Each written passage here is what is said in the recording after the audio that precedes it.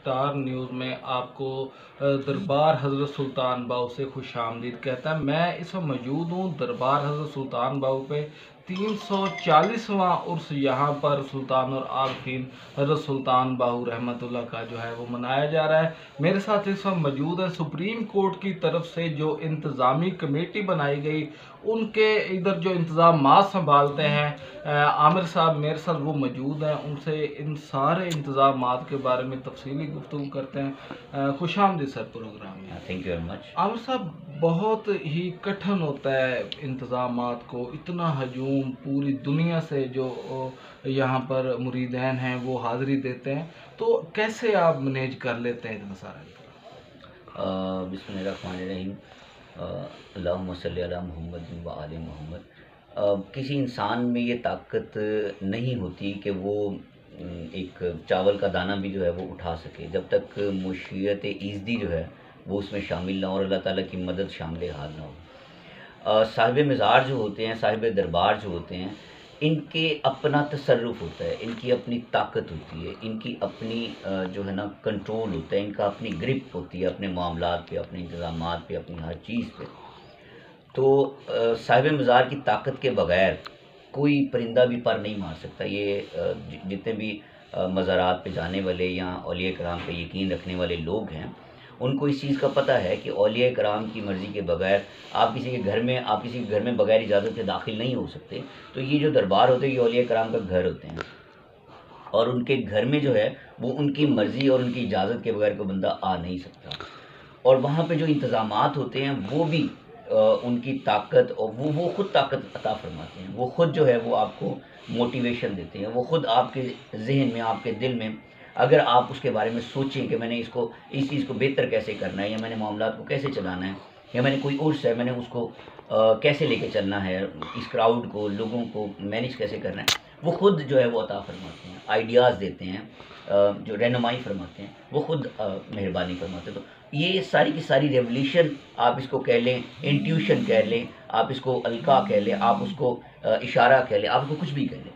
आमिर साहब, पार्किंग बहुत बड़ी है, उसके बाद जो जूते इकट्ठे किए जाते हैं, स्टाफ भी है, वो जो बगैर पैसों के हो रहा है सारा काम, कोई फीस नहीं है, तो ये सारा पैसा इंतजामात कहाँ से आता है? बड़ा अच्छा सवाल किया आपने। और हमारा जो है वो बड़ा स्ट्रॉन्ग फर्म बिलीव है इस बात पे कि दरबार हज़रत सुल्तान बाहू या कोई भी दरबार, औलिया कराम का एक मकसद रहा है, वो रहा है मखलूक खुदा की खिदमत करना, और उन्होंने अपनी ज़िंदगी में इस चीज़ को एक वाज़िया नमूना बनाया है, हमें रोल मॉडल दिए हैं, और उन्होंने अपनी पूरी ज़िंदगी में किया भी यही है, इंसानियत की खिदमत की है। इंसानियत की खिदमत, अगर उनके पास आधी रात को भी कोई मेहमान आ गया उनकी ज़ाहिरी हयात में, अगर उनके पास आधी रात को भी कोई मेहमान आ गया तो उन्होंने कभी ये नहीं कहा कि नहीं मेरे पास कुछ खाने को नहीं है, या मैं तुम्हें नहीं दे सकता, रात है, दिन है, सर्दी है, गर्मी है, धूप है, छाँव। उन्होंने हर आने वाले को वेलकम किया है, और हर आने वाले को अपनी बसात से, अपनी ताकत से बढ़ के जो है वो उसकी खिदमत की है। मौलाए कायनात जो हैं उनके बारे में कहा जाता है कि उन्होंने अपने आप को 70 दफ़ा जो है वो बेचा है, सिर्फ अपने मेहमानों के लिए, लोगों की खिदमत करने के लिए खुद को 70 बार बेचा है। ये हमारे औलिया कराम की, हमारे बुज़ुर्गों की, हमारे जो बड़े रोल मॉडल हमें देके गए हैं, एग्ज़ाम्पल्स देके गए हैं, औलिया कराम ने भी ऐसे ही किया है। तो हम लोग भी यही करते हैं। दरबार हज़रत सुल्तान बाहू की जो इनकम है वो दरबार हज़रत सुल्तान बाहू पे खर्च होती है। यहाँ पे माहाना जो हमारे एक्सपेंसेस हैं वो अराउंड कोई 4 से 5 मिलियन के करीब हैं, 40 से 50 लाख रुपए। वो दरबार शरीफ की अपनी इनकम, जो लोग, मुझे नहीं पता कि वो कौन लोग हैं जो लेके जाते हैं, मैं नहीं जानता उनको, मैं उनमें से चंद एक को जानता हूँ शायद, लेकिन ये लाखों करोड़ों रुपए के जो अखराजात है सालाना, ये दरबार हज़रत सुल्तान बाहू के जब हम ख़जाने खोलते हैं, जब हम उनके गले खोलते हैं, उसमें से कैश काउंटिंग होती है, ये बात मेरे ऊपर गुजरती है, तो मुझे पता है इस बात का। मैं हर महीने ये करता हूँ, तो मुझे पता है इस बात ये का। जो इनकम है वो खालिस्तान दरबार पर ही लगाई जी जाती है या कहीं और भी ये डिवाइड होती है? जी, मैं वही आपको एक्सप्लेन कर रहा हूँ। दरबार हज़रत सुल्तान बाहू की इनकम, जितनी हमें इनकम होती है, ज़रूरत होती है, जितने हमारे माहाना अखराजात होते हैं, वो जब हम काउंटिंग करते हैं तो हमें पता चलता है कि ये उतने ही हैं जितने हमारे अखराजात हैं।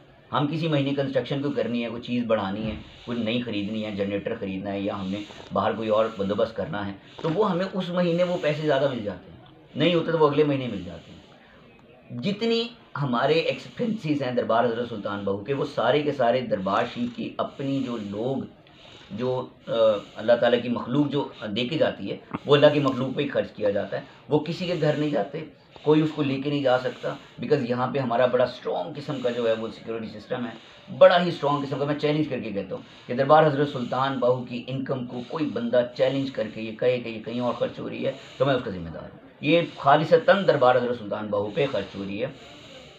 पाकिस्तान की सबसे बेहतरीन ब्रांड की जो ग्रॉसरी है, जो दालें हैं, जो स्पीसीज़ हैं, मतलब चिली पाउडर है, टर्मरिक, हल्दी है, धनिया है, ये बेहतरीन चीज़ें हम खरीदते हैं। महंगी, सबसे महंगी चीज़ें जो होती हैं वो हम बाई करते हैं, और हमें ख़रीदने में कोई रुकावट, कोई परेशानी, कोई मुश्किल नहीं होती कि ये पैसे कहाँ से आएंगे।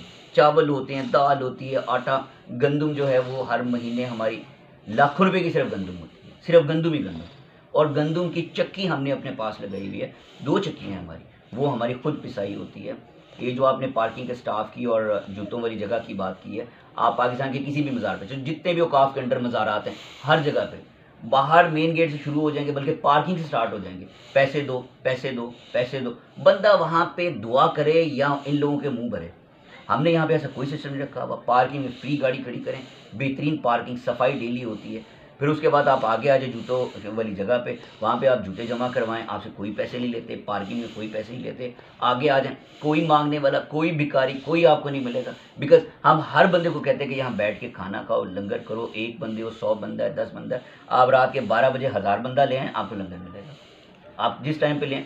अब इनके सारे एक्सपेंसेस जो हैं, ये सैलरीज जो होती हैं, ये हमारे 100 के करीब स्टाफ है। ज़िलाई इंतज़ामिया तो सिक्योरिटी के मामलात को भी देखती है, वो भी स्टाफ देती है, मगर ये चूँकि निज़ाम बहुत बड़ा है जी, कितने मज़ीद रज़ाकार जो हैं आपके जो हैं वो अंदर दरबार में काम कर रहे हैं सिक्योरिटी पर और दीगर मामलात पर, और उनकी तनख्वाहें वगैरह हैं या वो रज़ाकाराना काम? हमारा तकरीबन एक 100 के करीब जो है वो स्टाफ है, जो परमानेंट सैलरी पे है। उनकी योमिया के हिसाब से उनकी जो सैलरी महीने की बनती है, वो हम उनको फ़िक्स सैलरी देते हैं कि भाई ये आपकी सैलरी महीने बाद जितने भी दिन उन्होंने वो काम किया। क्योंकि योमिया जब हमारी ये कमेटी कॉन्स्टिट्यूट हुई थी, तो उसमें ये चीज़ तय हुई थी कि ये जितने भी आपने स्टाफ रखते हैं, ये परमानेंट नहीं होगा, अदर ये डेली वेजेस पे काम कर रहे होंगे।